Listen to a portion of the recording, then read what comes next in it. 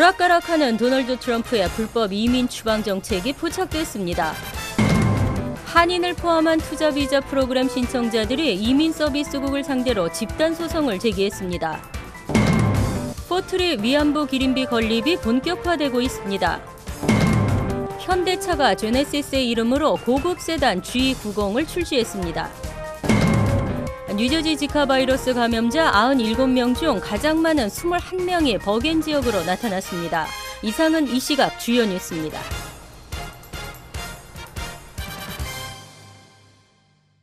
여러분 안녕하십니까? KBN 뉴스입니다. 고개 숙인 트럼프의 사진이 언론에 공개됐습니다. 그 모습만으로는 그의 진정성을 알 수가 없지만 이민 정책에서도 흔들리는 모습을 보이고 있습니다.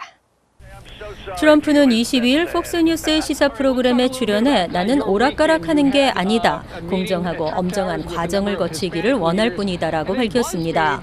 이는 최근 일부 언론이 트럼프가 불법 이민자들을 일부 구제하는 등 기존과는 다른 입장 변화를 보이고 있다고 보도한 데 따른 것입니다. 그렇다면 당신이 오락가락하고 있지 않다는 말이냐라는 사회자의 질문에 오락가락하는 게 아니고 진정으로 공정하고 엄정한 답변을 내리기를 원한다고 강조했습니다. 워싱턴 포스트는 트럼프가 중도층의 표심을 얻기 위해 이민 문제에 대해 흔들리는 모습을 보이고 있다고 보도했습니다. 워싱턴 포스트는 또 트럼프가 불법 이민자 문제에 있어서 어떤 방향으로 전환을 하더라도 트럼프의 간판 이슈에 커다란 후퇴를 의미한다고 풀이했습니다. 한편 켈리앤 코네이 신임 선대 본부장은 강경 이민 정책을 사실상 포기하는 듯한 발언을 했고 캠프의 좌장인 제프 세션스 상원 의원은 트럼프 후보의 원칙에는 변함이 없다고 밝히는 등 참모들의 입장에도 차이가 나고 있습니다. 한인을 포함한 투자 비자 프로그램 신청자들이 이민 서비스국을 상대로 집단 소송을 제기했습니다. 이민 서비스국의 늦장 처리로 인한 신분, 경제적, 정신적 피해를 입었지만 아무런 답변도 없었다고 주장했습니다.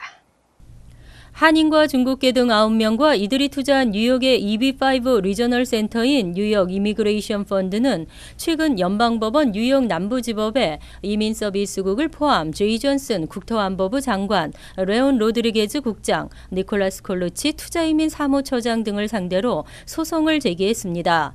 이들은 소장에서 USCIS의 늑장 처리로 인해 신분과 경제, 정신적 피해를 입었다며 이는 EB5 프로그램의 목표에도 어긋나는 것이라고 주장했습니다. 소장에 따르면 이민국은 지난 2010년 7월 뉴욕 이미그레이션 펀드를 EB5 리저널 센터로 승인했고 이들은 이미그레이션 펀드가 추진하고 있는 스테튼 아일랜드 주상 복합 건물 신축 프로젝트에 투자했습니다. 투자이민 신청자는 투자이민 신청서 I-516이 승인된 후 2년 임시 영주권을 발급받고 추후 I-829를 통해 영주권을 받게 됩니다. 때문에 이들은 2014년 I-526을 제출했고 1년 후 승인을 받았습니다. 하지만 USCIS는 어떠한 설명도 없이 돌연 승인을 철회했습니다. 그 이후로 해당 프로젝트에 출자했던 투자자들은 I-526을 제출한 후 단 한 명도 USCIS로부터 어떠한 답변도 듣지 못했다는 것이 해당 투자자들의 주장입니다. 포트리 고교생들이 중심이 된 유스 카운슬 오브 포트리가 위안부 기린비 건립을 위한 디자인과 시 공모전을 실시합니다. 타운 정부도 적극 협력하겠다는 뜻을 밝혔습니다. 포트리 기린비 건립을 추진하고 있는 고교생 모임 유스 카운슬 오브 포트리는 20일 정기 회의를 열고 8월 28일부터 9월 17일까지 3주간 기린비 건립을 위한 디자인 및 시 공모전을 실시하기로 결정했습니다. 디자인 공모전에는 포트리 거주 9에서 12학년 고교생이면 누구나 참가할 수 있고 공모전 1등에게는 $200의 장학금, 2등에게는 $100의 장학금이 수여됩니다. 이와 함께 위안부 여성들을 추모하는 시 공모전을 통해 시를 기린비에 새겨 넣을 예정입니다. 유스 카운슬 오브 포트리 학생들은 다음 달부터 기린비 건립을 위한 기금 모금 활동을 전개할 계획입니다. 특히 오는 10월 2일 열리는 포트리 거리 축제에 참가해 모금할 예정입니다. 유스 카운슬 오브 포트리는 기린비 건립으로 인류 보편적인 인권 보호의 가치를 동료 학생과 지역 주민들에게 알리겠다는 취지를 밝히고 지역사회 모두가 함께하는 기린비 건립이 됐으면 좋겠다. 하겠다고 말했습니다. 소콜리치 포트리 시장도 이에 지지 의사를 밝히고 기린비 형태와 문구 등도 유스 카운슬 오브 포트리의 제안을 받아들일 것이라고 말했습니다. 한국자동차 대표 브랜드 현대차가 프리미엄 브랜드 제네시스의 이름으로 고급 세단 G90을 출시했습니다. 제네시스 G90은 올해 9월 초 시중에 판매될 예정입니다. 이보현 기자의 보도입니다. 현대자동차의 미국 고급 자동차 시장 공략을 위한 힘찬 도전이 시작됐습니다. 현대자동차는 지난주 시애틀에서 가진 미디어 시승식을 통해 프리미엄 브랜드 제네시스를 발표하고 그 첫 차로 대형 럭셔리 세단 G90을 공개했습니다. 제네시스 G90은 첨단 기술과 세련미, 성능 등을 두루 갖춘 최고급 프리미엄 세단이라고 소개됐습니다. The all-new Genesis G90 is truly going to deliver a world-class experience. From its dynamic design to its engaging driving dynamics with an all-new suspension. 또한 고급화와 소비자 개개인에 대한 최적화를 통해 기존 브랜드와 차별화된 경험을 제공할 것이라고 밝혔습니다. So it is entirely separated from the Hyundai line. So we're doing a lot of things to separate Genesis and give these luxury customers a more personalized experience. 제네시스는 이번에 선보인 G90과 G80 외에 스포츠 쿠페와 SUV 등 차종을 추가해 2021년까지 총 6개 모델로 확대할 계획입니다. 오는 9월 초 출시를 앞두고 있는 럭셔리 세단 제네시스 G90의 가격은 $70,000 전후가 될 것으로 보이며 전국에서 선정된 현대자동차 딜러를 통해 공급할 예정입니다. 제네시스가 첨단 기술로 무장한 G90으로 미국의 프리미엄 자동차 시장을 공략할 첫걸음을 내디뎠습니다. 현대자동차의 새로운 도전이 그 막을 힘차게 올렸습니다. 시애틀에서 KBN 뉴스 이보현입니다. 지난 18일부터 음주운전하면 잡힙니다라는 캠페인이 시행되고 있습니다. 언론을 통한 홍보 캠페인도 동시에 전개되고 있는데요. 특히 노동절 연휴를 앞두고 시작된 이번 단속은 뉴욕과 뉴저지 곳곳에서 대대적으로 펼쳐질 예정이어서 한인들의 주의가 당부됐습니다. 노동절 연휴 단속이 지난 18일부터 시작됐습니다. 경찰은 뉴욕과 뉴저지 도로 곳곳에 음주운전 체크포인트를 설치하고 9월 5일부터 2주 동안 음주운전 등 집중 단속에 나섭니다. 주 경찰과 지역 경찰들이 합동으로 진행하는 이번 단속은 각 경찰서별로 관할 구역에 음주운전 체크포인트를 곳곳에 설치해 운전자들의 음주 여부를 일일이 단속할 계획입니다. 특히 음주운전하면 잡힙니다라는 내셔널 캠페인의 일환으로 전개되는 이번 음주운전 단속은 이와 함께 음주운전의 위험과 피해를 알리는 TV와 라디오를 통한 홍보 캠페인도 동시에 전개될 예정입니다. 경찰 당국은 노동절 연휴는 전통적으로 음주운전 사고가 많이 발생한다며 음주운전은 자신은 물론 도로 위 모든 운전자들의 안전을 위협하는 만큼 절대로 음주 후 운전을 하지 말 것을 당부했습니다. 뉴욕시는 순찰 경관 및 순찰차를 대폭 증원해 단속을 한층 더 강화한다는 계획입니다. 한편 뉴저지에서도 한인 밀집 지역을 포함 195개 타운에서 대대적인 집중 단속이 시행됩니다. 뉴욕, 뉴저지 일원 지카 바이러스가 확산되고 있습니다. 특히 여름 휴가철이어서 여행객들이 많은 것도 원인인데요. 뉴저지주에서는 총 97명의 지카 바이러스 감염자가 조사됐는데 이 중 21명이 버겐 카운티인 것으로 나타났습니다. 해외 여행객들이 많은 여름 휴가철을 맞아 지카 바이러스가 빠르게 확산되고 있습니다. 뉴저지주 보건당국에 따르면 주내 지카 바이러스 감염자 수는 총 97명으로 이 중 버겐 카운티가 21명으로 가장 많은 것으로 나타났습니다. 이어 퍼세이 카운티가 18명으로 뒤를 이었습니다. 뉴저지주 감염자 수는 이달 초만 하더라도 80여 명에 달했으나 3주 만에 17명이 추가된 것입니다. 이에 주 보건국은 지카 바이러스가 확산 확산 중인 마이애미 지역과 위험 국가의 여행을 자제하도록 주의를 당부하며 하지만 불가피하게 감염 위험 지역이나 국가를 방문해 지카 바이러스 감염 증세가 의심되면 반드시 보건국에 연락해 검사를 받아야 한다고 강조했습니다. 지카 바이러스 위험 지역이나 국가를 여행한 지 2주 이내에 발열이나 발진, 눈이 충혈되거나 관절통과 근육통, 두통 등의 증상이 나타나면 감염을 의심해야 합니다.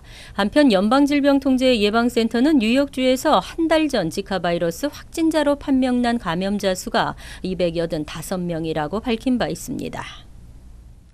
19일 뉴저지 뉴약에서 뉴저지 트랜짓 버스 2대가 충돌해 17명의 사상자가 발생하고 운전기사 등 2명이 숨졌습니다.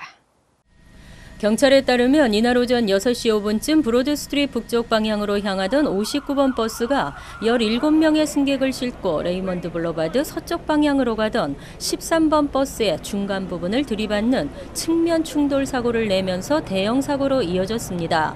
사고 직후 사고를 낸 59번 버스 기사 70세 조셉 바더러스가 현장에서 숨졌습니다. 크게 파손된 13번 버스에 타고 있던 버스 기사와 승객 17명은 부상을 입고 병원으로 옮겨졌으며 이 중 여성 승객 1명이 치료를 받다 숨졌습니다. 한 목격자는 마치 폭발물이 터진 듯한 큰 소리가 나 가게 밖으로 나가보니 크게 다친 사람들이 곳곳에서 도움을 요청하고 있었다며 긴박했던 당시 상황을 전했습니다. 뉴저지 트랜짓 측은 사고를 낸 59번 버스에는 승객이 타고 있지 않았으며 숨진 버스 기사 바더러스는 뉴저지 트랜짓에서 27년간 일한 베테랑 기사였다고 밝혔습니다. 한편 트랜짓 측은 이번 사고로 숨진 여성 승객의 신원에 대해서는 현재까지 공개하지 않고 있는 상태입니다. 하지만 병원에서 치료를 받고 있는 부상자들 중 7명이 중태라 사망자 수는 더 늘어날 것으로 보입니다. 이민자들에게 취업의 벽은 언어로부터 시작됩니다. 택시업계에 취업하려 해도 영어가 문제가 되어 왔었는데요. 이제부터 뉴욕시 운전면허 시험이 외국어로도 가능하게 됐습니다. 옐로캡 등 택시 운전면허 취득을 위한 영어 시험이 지난 19일부터 없어졌습니다. 뉴욕타임즈는 20일 보도를 통해 이같이 밝히고 앞으로는 뉴욕시 옐로캡 운전자 자격시험을 외국어로도 볼 수 있게 됐다고 덧붙였습니다. 이민자들은 스페인어, 벵갈어 등 다양한 언어로 시험을 치를 수 있게 됐습니다. 이는 최근 위성 위치 확인 시스템을 활용한 다양한 지도 앱이 나오면서 목적지만 확실하게 전달되면 기사와 승객 간 대화 없이도 길을 쉽게 찾을 수 있게 된 데 따른 것입니다. 지난해 택시 리무진국이 지리와 관련한 문항을 없앤 것도 같은 이유에서입니다. 우버나 리프트도 현재 운전기사에게 영어 능력을 요구하지 않고 있습니다. 이민자 커뮤니티에서 영어 시험이 택시업계 취업에 장벽이 된다며 폐지를 주장한 것도 요인으로 작용했습니다. 하지만 뉴욕시는 영어 시험은 폐지하지만 택시기사들이 기본 영어를 구사할 수 있도록 교육한다는 방침입니다.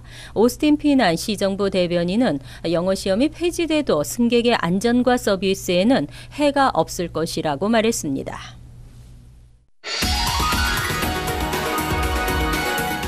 이어서 LA 지역 한인사회 소식입니다. 샌버나디노에서 발생한 블루컷 산불로 이 지역 한인 커뮤니티가 큰 피해를 본 것으로 확인됐습니다. 집이 전소되고 10년 이상 운영하던 농장도 상당한 피해를 입었습니다. 김정균 기자의 보도입니다.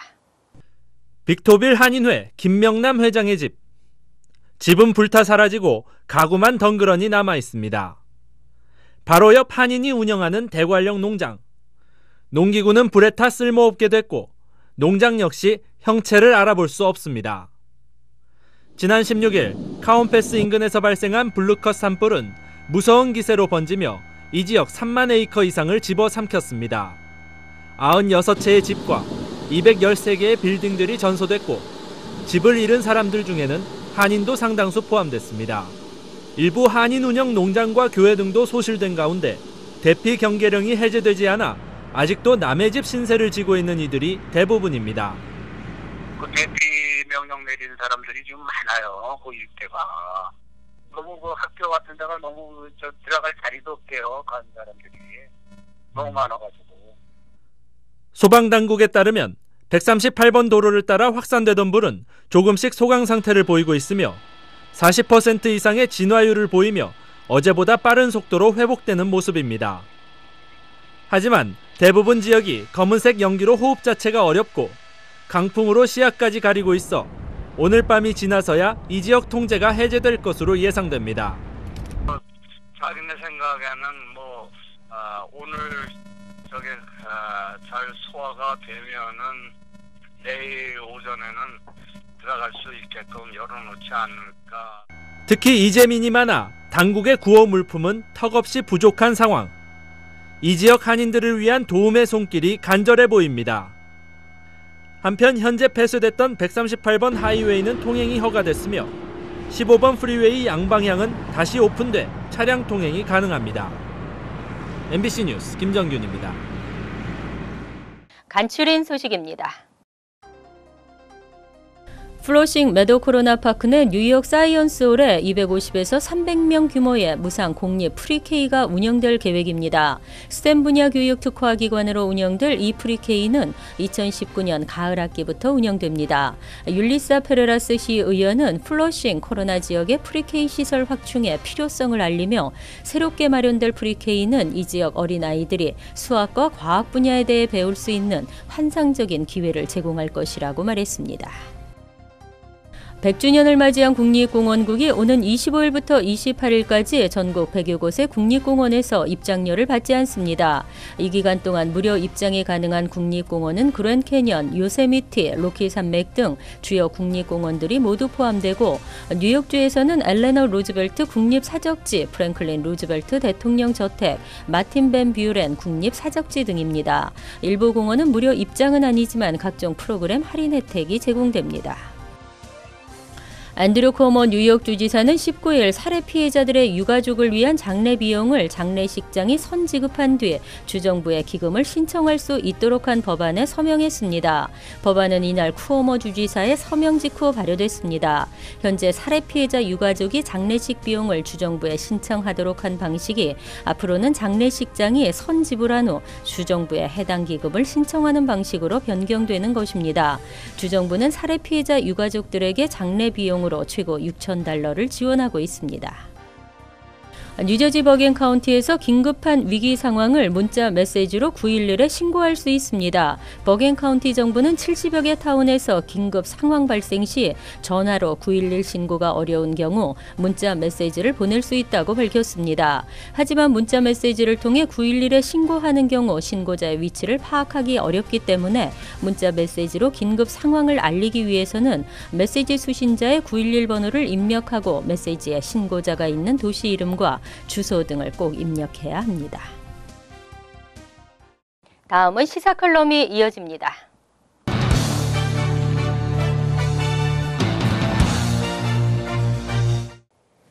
안녕하십니까. 말복이 지나고 내일이면 처서 금년 여름도 이제 지나갑니다. 저녁으로 풀벌레 구름이 높아지고 한 해를 마무리하는 가을로 접어들고 있습니다. 이민 1세들이 작년과 노년으로 이어지면서 이제 이민 1세들도 이제 마무리하는 가을로 접어들고 있다는 생각을 하게 됩니다. 지난주에 한인들의 자존감에 대해서 말씀을 나누며 과연 우리 1세들이 지향하는 미래의 한인 사회는 어떠한 것인지, 마무리하는 세대가 후대들을 위해서 책임져야 할 일들이 무엇인지 사색의 계절 가을과 함께 깊이 생각하고 후반기에 우리의 삶을 준비할 일들을 찾아내야 한다고 생각합니다. 한인들의 이민은 정책에나 어떤 계획에 의해서 계획적인 이민이라기보다는 개인의 선택과 개인의 노력에 의해서 이루어진 각계약진형이므로 그런 이민의 형태로 나타납니다. 일본의 경우에는 남미 이민 정책이 정책과 계획에 의해서 이루어진 것을 보았습니다. 국가적인 계약, 이민자들에 대한 사전교육, 현지 도착해서 정착교육 등을 거쳐서 물을 주어서 식목하듯 노력한 흔적을 볼 수가 있습니다. 브라질로 시작된 이민, 일본계 이민이 결국 1990년 페루에서 이민 2세 후지모리가 대통령으로 당선되는 역사를 썼고, 남미와 일본의 교역관계가 잠시 2차 대전 중에 어려움을 겪었지만 이민들로 인해서 일본 정부에 많은 이익을 선사하고 있는 것도 사실입니다. 한국의 경우 이민 그 정책적인 시각에서 보기 시작한 것은 1995년 재외동포재단의 설립을 시점으로 보게 되는 것 같습니다. 재외동포재단이 국무총리의 승인을 받아서 외교부의 업무 결정을 시행하는 외교부 산하 기타 공공기관이지만 그래도 그러한 노력이 있다는 것은 감사한 일입니다. 향후 계속해서 보완하고 개선해야 될 부분이 있으리라고 봅니다. 동포사에서는 외교부 산하 공공단체 위치보다는 그래도 청, 그 단계의 동포청으로 승격시켜야 한다는 그 힘을 실어야 한다는데 이 또한 설득력 있는 주장으로 이해되고 있습니다.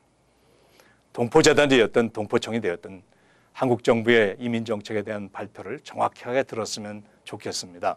한편 이러한 발표에 미주 한인들의 현실적인 필요가 반영된 것인지 검토해야 하고 2세 및 3세들의 입장과 미국 사회에 접합될 부분까지도 검토되어야 할 것입니다. 미국 내 여러 커뮤니티들이 그의 성장과 활동 내역을 볼 때에 민족적인 정체성과 본국과의 유대 그리고 미국에서의 지도적인 역할을 할 수 있는 토대를 구축해 나가는 그룹 중에 유태인들이 돋보이고 있습니다. 그들은 재단을 형성해서 미국 내 유태인들에게 필요한 미래 프로젝트를 지원하고 이스라엘에 필요로 하는 일들에 재원을 투자하고 있는 것을 봅니다. 유대인들의 경우 나라가 있기 전에 미국에 정착한 각계 약진형 이민이었지만 이스라엘의 건국에 크게 기여하고 이스라엘에서 병역의 의무를 하면은 미국과 이스라엘의 이중국적자로 살아가고 있습니다. 미국은 이스라엘이나 미국 유태인들에게 삶의 터전이며 산업의 동력으로 작용하고 있는 것을 봅니다.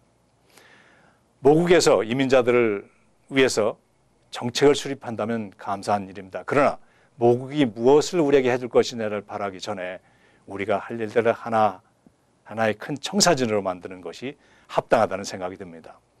미주 한인 동포들에게는 세 가지의 과제가 있다고 봅니다. 첫째, 각 가정이 한국인으로서의 정체성을 지키고 미국에서의 삶을 그 뿌리를 깊이 내리는 일입니다. 민족의 뿌리를 고맙게 여기고 그 뿌리를 후대들에게도 심어주어야 할 책임이 있습니다. 정체성의 형성과 학업 성취 및 삶의 성공은 비례하고 있다는 보고서를 자주 접하고 있습니다. 둘째로 코리안 아메리카노로서의 우리 후손들이 성장할 수 있도록 돕는 일입니다.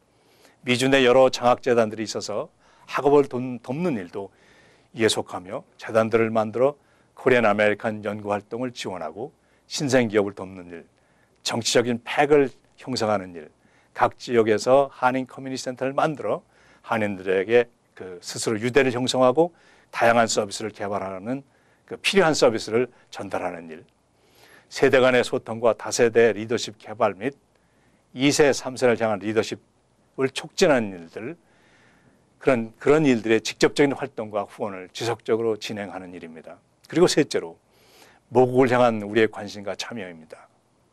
분단 현실과 정치 불안정으로 우리의 모국이 힘이 듭니다. 힘든 일을 미주 한인 동포들이 도와서 모국이 발전할 수 있는 방법을 마련하는 일입니다. 많은 사람들이 참여와 재원의 필요가 필요할 것입니다. 분단을 해결하는 일은 어쩌면 재외동포들이 외교적인 안목과 기업는 능력을 키워서 도움을 줄 수 있으리라고 봅니다. 그러한 재단을 형성해서 필요한 재원을 충당하고 도움을 줄 수 있는 방안을 강구해야 된다고 생각합니다. 1세들의 시간이 이제 지나가고 있습니다. 무척 힘든 세대입니다. 그러나 힘들어 보았기 때문에 그 또한 세대를 그 비전을 볼 수 있는 세대이기도 라고 생각합니다. 1세들이 주축이 된 가정과 단체들이 앞서 언급한 세 가지의 과제들을 생각하면서 좀 더 매진한다면 1세들의 가을은 보다 의미 있게 마무리될 것이고 후대들의 가을은 인류를 먹여 살릴 수 있는 수확으로 풍성하게 되리라고 그런 기대를 해봅니다. 안녕히 계십시오.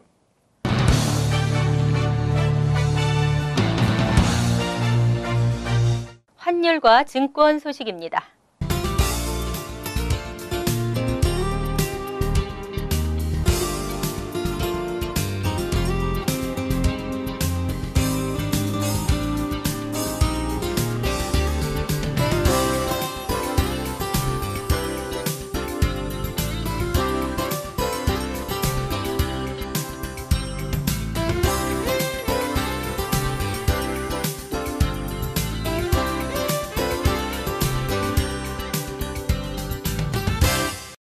이어서 날씨입니다. 화요일은 대체로 맑은 쾌적한 날씨가 예상됩니다. 낮 최고 기온은 80도, 섭씨 27도, 밤 최저 기온은 66도, 섭씨 19도로 예상됩니다. 수요일은 맑은 날씨에 한낮의 햇살이 뜨겁겠습니다. 목요일은 대체로 맑겠고 간간히 흐리겠습니다. 이상으로 KBN 뉴스를 마칩니다. KBN과 함께 즐거운 시간 되시기 바랍니다.